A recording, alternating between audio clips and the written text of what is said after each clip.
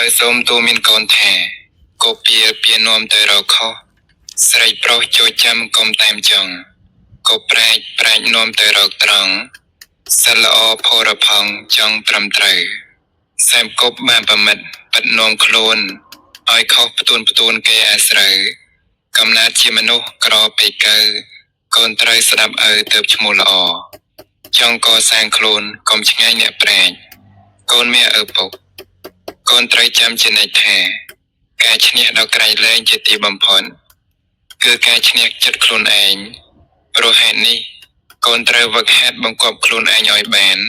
ការដែលកូនបង្គាប់ខ្លួនឯងបានហើយកូនធ្វើអ្វីក៏បានសម្រេចដែរឈ្នះខ្លួនឯងប្រសើរជាងកូនមានឪពុកការសម្ដែងសេចក្តីគោរពដាក់ខ្លួនឲ្យលំទោនជាមារយាទនៃមនុស្សល្អកូនកុំអួតអាងលើកដំកើងខ្លួនជាមួយនឹងអ្នកណាឲ្យសោះព្រោះវាមិនបានឲ្យផលល្អដល់ដំណើរជីវិតរបស់កូនឡើយ